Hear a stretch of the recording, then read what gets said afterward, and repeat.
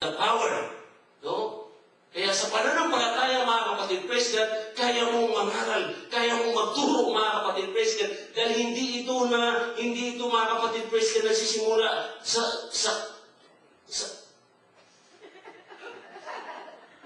sa talino ng tao. Amen. Kundi sa kapangyarihan, mga kapatid, ng Espiritu ng Diyos. Kaya huwag kang matakot. Diba, sister? Amen, brother? Huwag kayong matakot, mga kapatid.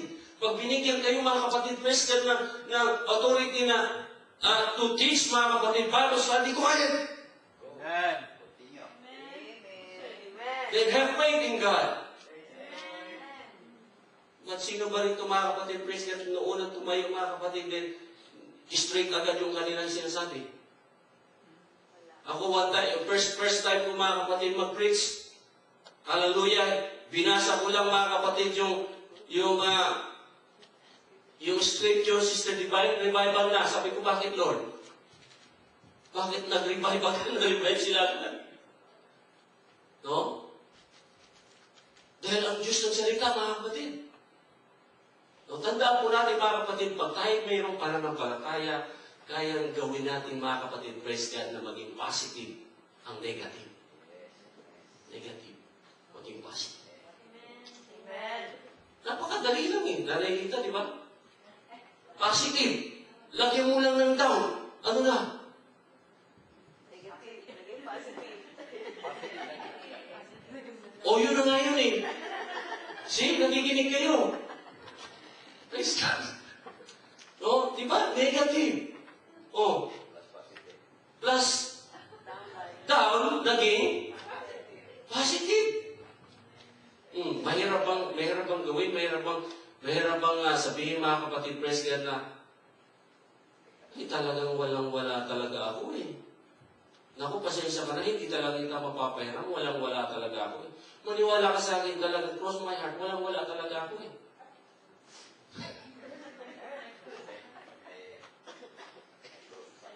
Krinos na ngayon, positive na ngayon eh. Ilang yan pa lang. Ang hirap talaga minsan istilingin ng tao. Praise God.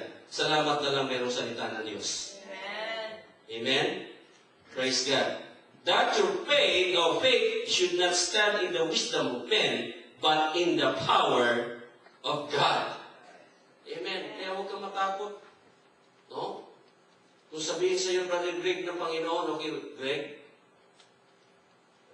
maghanda ka, ikaw magturo ng Bible study next time. Oh. Di ba? Wala imposible sa Panginoon, di ba, Brother Greg? Amen. Praise God.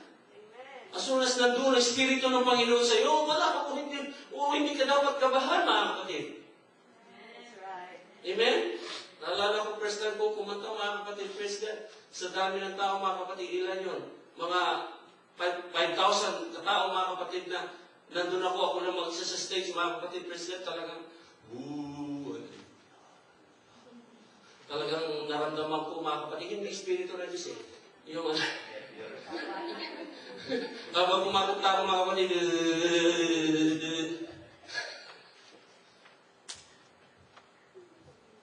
pero after that, mga kapatid, praise God, nung habang kumakanta ako, mga kapatid, sabi ko, Lord, this is for you. This is for you, Panginoon. Gusto ko lang maluwalhati ka sa pag-awit ko, Panginoon. Yun ang nasa isip ko, mga kapatid, praise God. Then after that, then the Spirit, naramdaman ko Espiritu ng Panginoon, nakalma ko. That's the Spirit of God, mga kapatid. That's the power of God. Amen? No? Ini-encourage lang natin ang bawat isang, mga kapatid, praise God. Na kung kaya, mga kapatid namin magturo dito, kayo rin. Amen? Amen. Yan, isa-isa lang. Amen. Praise God. Hallelujah. No, paano, mga kapatid, praise God, ma-extend ang kingdom ng Panginoon kung ang mga pastor lang gagawa nito, mga kapatid? O ang mga ministers lang? Now, ma-extend, mga kapatid, praise God, ang kingdom, mga kapatid, kung lahat tayo magpapagamit sa kingdom. This is the time. Kaya nga, binibigyan tayo, mga kapatid, ng talagang pundasyon sa pananampalataya dito ngayon, mga kapatid. Hallelujah, hanggang sa matapos ang 2010. Itong pinag-aaralan natin mga kapatid, praise God, about maturity. Amen. Praise God. Kailangan maging mature tayo mga kapatid sa time na sa mga situation natin mga kapatid na kaya natin ma-overcome lahat ng bagay. Amen? I can do all things through Christ. See, alam niyo yan eh. Amen. Bakit kayo natatakot? Alright. Praise God. No? Doon na nga sa sinabi ni Pablo, mga kapatid, praise God, I can do all things. It means, mga kapatid, praise God, bakit ka matatakot? Through Christ. Hindi ikaw magsasalita, kundi ang Diyos. Gagamitin lang inyong labi, mga kapatid. Everybody say amen.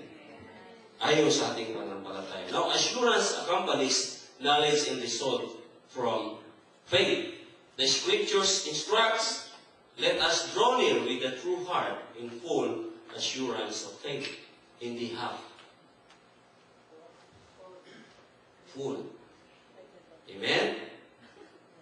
Let us draw near with a true heart in full assurance of faith, having our hearts sprinkled from an evil conscience in our bodies washed with pure water. Amen.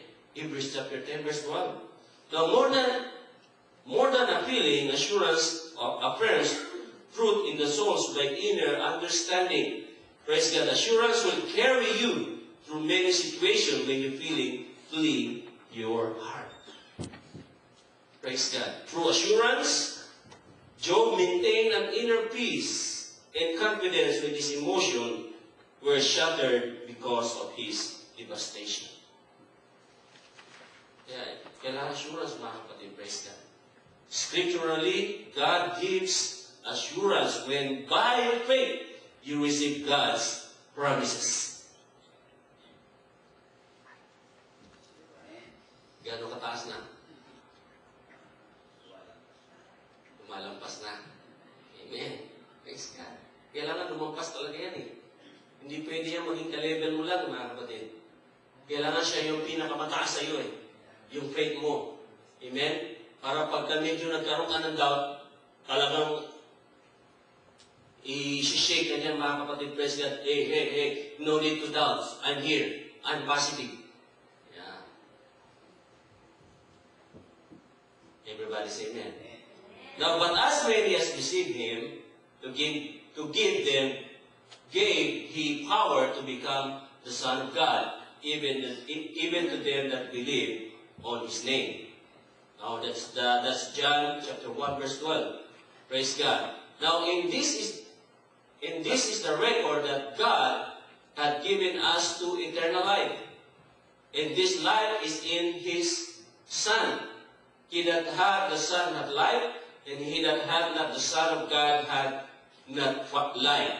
These things have I written unto you that believe on the name of the Son of God, that ye may know that ye have eternal life. Naniwala ba kayo mga kapatid? Amen? Praise God. Do you believe the Son of God? Amen. Then you have eternal life. Praise God. Ibig sabihin, pag ikaw ay naniwala, kalakip nun, pananampalataya. Amen? Praise God. And that you may believe in the Son of God. Praise God. In spite of insecurity, doubt, confusion, and frustration, you can know that Jesus is the Lord of your life. Amen? Praise God. Pag kilala mo mga kapatid, praise God, sa buhay mo na si Kristo ang Panginoon, lahat ng ito mga kapatid, praise God, magiging possible. Everybody say amen. Maganda ba itong pinag-aaralan natin mga kapatid? Amen. Hallelujah. Kasi itong life natin mga kapatid, praise God, para lalo tayong palaguin mga kapatid, praise God, sa salita ng Diyos, kinakailangan malago ang ating pananampalataya.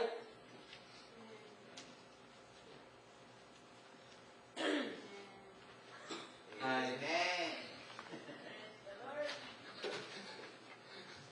Amen. Hindi man kayo mag-amen mga kapatid, alam kong nag-grow yung pananampalataya, nag-blossom